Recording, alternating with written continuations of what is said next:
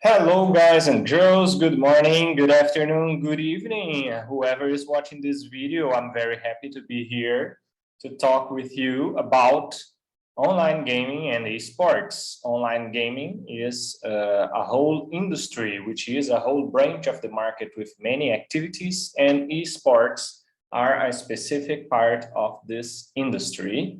So this is a class designed to B1 students, pre-intermediate students. I believe that you are already able to listen to what I'm saying to you in English. Sometimes I may use Portuguese with specific points, issues that we are going to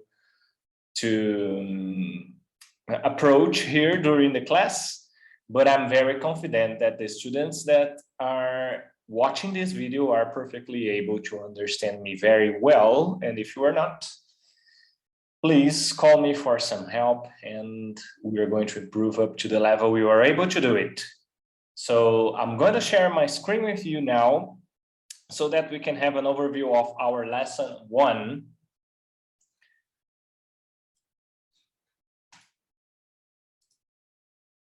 Okay, so here we are, lesson 1, we're talking about esports. An overview, we are going to work with a video for listening, speaking, and writing activities during the first part of our class. Then we proceed to reading and vocabulary exercises of a text related to online gaming and esports. Okay, so we're going to learn many new words. We're going to produce examples from these words, from these new words that we are going to research in the dictionary and make examples.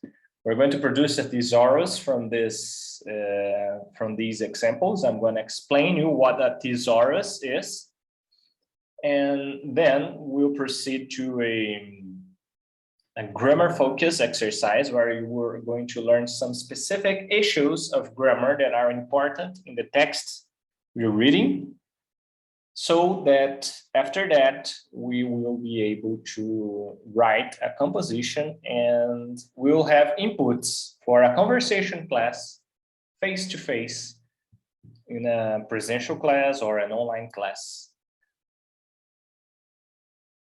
of our private courses. So let's go. First thing that we have to do now is watch a short video, okay, called How to Make Money Playing Video Games.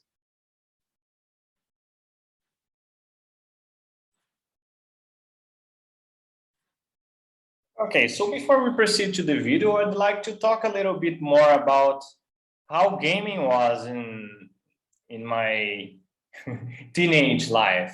So when I was a teenager or a young teenager, we used to play games in video games in consoles. Okay, so in my time, the video games had like 16 bits.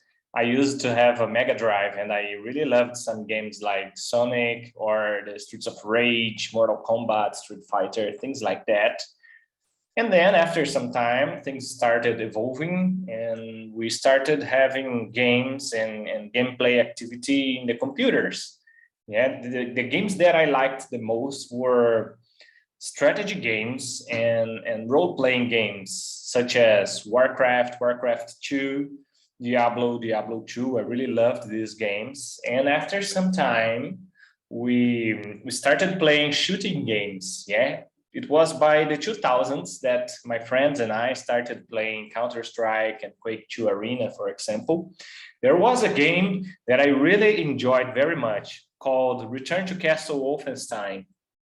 I played all the phases, all the stages of this game, and I really loved the story. It was a very nice experience, a solo experience for me. I really didn't like so much of playing online or playing networks, but we used to together, you know, we were in like 5 to 10 friends, and we had a switch, which is a device to connect all the computers in a network. So we brought our computers. They were personal computers. They weren't notebooks, for example, or they weren't laptops, for example. So we brought our personal computers all of them to the house of one of our friends or to a commercial room that one of them had above a store that his parents had. And we gathered the machines and the Switch and we played with each other strategy games and shooting games, first-person shooting games. So these were most of the games that we played. We played a lot Warcraft 3 and Quake 2 Arena, for example. And we had lots of fun. But we really did that to have fun, you know? It seems like nowadays this activity becomes more and more professional, so it turns into a business, it turns into an industry. And so people start, you know, getting professional and starting making efforts and earning money from that. And that's very, very interesting. Yeah, it's very interesting to, you know, to pass to, it's like that. It looks like attention turns from, you know, sports to online games for this new generation, and it turns into a huge electronic sport branch of the market, sporting industry, but it's electronic. So everything is different somewhat in this way. So it's not something to have fun at all. It turns into something professional with sponsorship, with teams, with tournaments, with prizes. And it looks like it receives more and more revenues. And from this higher and higher revenues, things start getting a little bit more organized, you know. And then you have this whole industry of online gaming with influences from the past, scenario that we have right now, and tendencies for the future. So at this moment, we'll watch a video about how to earn money playing online games. So let's go, let's watch it.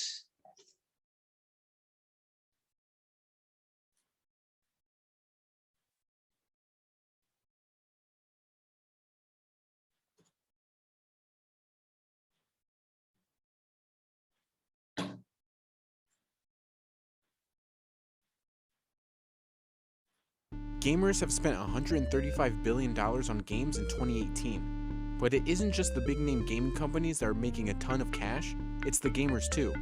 Playing games is now a full-time job that can earn some gamers millions by the time they hit 30. Just take Kuro Takasami. He's 26 years old and has already earned more than $3 million playing games like Dota 2. But Kuro isn't alone. There are gamers all around the world who have perfected the money-making formula. I mean, winning $250,000 was absolutely life-changing. I mean, because I've been trying to practice to get into this scene for, you know, at least a couple years now through other games. But now that's finally blowing up and getting that money and proving to myself and even my parents that I can do this, definitely life-changing. I can finally make a career out of it. So. Generally speaking, there are two big ways that gamers can earn a living: esports and live streaming. Competing in esports tournaments and live streaming gameplay is a lucrative business. Esports is basically competitive gaming at a professional level. But you aren't just playing against gamers online. Instead, you are physically going to an organized event where there's a cash prize at stake. There's no sanctioning body that controls esports as a whole. Esports at the moment is pretty wide open. It's pretty actually disorganized. It looks organized from the outside, but once you get inside, I think there's a lot of questions that are still answered. There's no, for instance, overarching governing body that kind of determines everything within every esport. In fact, there's still a massive amount of confusion and a massive amount of discussion on what actually constitutes an esport. Each esports league is based around a specific game, kind of like how each sports league is based around a specific sport. Esports events are typically held at major sports arenas like the Barclays Center. These events are streamed for fans to watch, and they're also televised on networks like ESPN.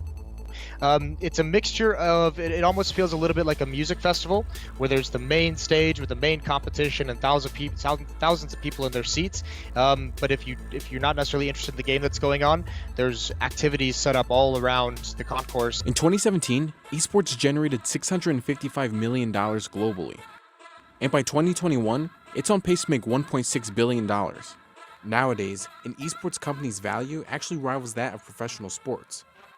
Companies like Cloud9 and 100 Thieves own a number of different teams dedicated to a specific esports league. Cloud9 has 13 teams dedicated to games like League of Legends, Fortnite, PUBG, Rocket League, Counter-Strike, and more. According to Forbes, esports company Cloud9 is valued at $310 million.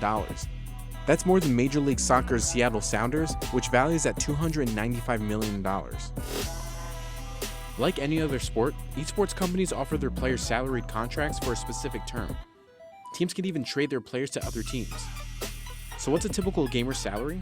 Well, salaries can vary based on what team you're playing on and what esports league you're in. Basically, signing to a team will, generally speaking, the contracts entail, they will pay you salary, generally speaking, and they'll get a small cut. I think the standard is around 15 to 20% of prize winnings. Some teams also do sponsorship deals, so if they have their own individual sponsors, you can get a cut. For games like Overwatch, minimum player salaries are $50,000. But for games like League of Legends, the average player salary is over $320,000. Players can also make more money on top of their base salaries. The gamers typically get a cut of the cash prize pool from the tournaments. Over the years, the cash prizes at stake in esports have gotten much bigger. Multiple tournaments now offer multi-million-dollar prize pools. The largest prize pool in esports history at a single event was Dota 2's international competition in 2018.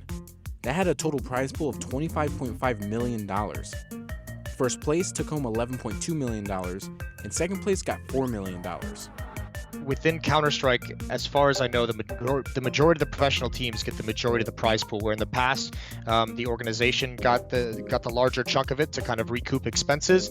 Now players are getting the majority of the prize money that they win. I think some organizations might take smaller cuts, like 10% or something like that, and the players split the rest, but that might vary from game to game. Red Bull, the US Air Force, and Rocket Mortgage sponsor teams in esports events in hopes of reaching esports audience of about 380 million viewers. In 2018, of esports' $900 million revenue, $353.3 million came from sponsors. A company like Red Bull has 22 esports athletes, and according to Pesa, a typical Red Bull athlete pulls in an average of $91,000. But streaming live gameplay is another huge moneymaker. A Twitch streamer gets a lot of views. The Twitch streamers at the moment, make well more money, especially the really big ones, I think, than most competitive players do in esports. Sites like Twitch and YouTube provide gamers with lots of monetizable eyeballs. Over 850 million hours of content was watched in October of 2018, and its most watched game is Fortnite. I was streaming full time for almost 3 years, but this past year streaming Fortnite, I have literally went from 80,000 followers on Twitch to over 1.6 million. And on YouTube, I went from 70,000 to now 1.2 million. So it definitely has had a huge impact on my gaming career. Unlike esports gamers, streamers make money whenever they go live. They don't have to rely on tournaments to earn cash. Streamers make money through paid subscriptions, bits, donations, ads, sponsorships, and merchandising. Fans will pay to subscribe to a Twitch partner streamer. Twitch partners are streamers that have a sizable audience and stream either part-time or full-time. So, the bigger the audience, the more money is to be earned. Cheer bits are digital goods that viewers can buy to support streamers' channels. Each bit is worth a penny. The more you buy and give it to your favorite streamer, the more money they get. Streamers like CypherPK has earned 210,000 bits from a single person during a live stream. That translates to $2,100. Then there are donations where fans can pay streamers whatever they want. Streamers can also earn revenue from ads that run on Twitch, or sponsor streams backed by brands like Scuf gaming controllers. Some gamers even have their own merch. I do have the other merch, but right now I'm just wearing the long sleeve red sweater. And you guys have one more day to buy the merch. Gamers like Tyler Ninja Blevin stream on sites like Twitch for 12 hours each day. That translates to him making more than $500,000 a month from Twitch playing games like Fortnite. With the global gaming market expected to hit $148.1 billion in 2019, and sites like Twitch growing its viewership by over 40% in 2018, gamers can expect to pull even more cash in the years ahead.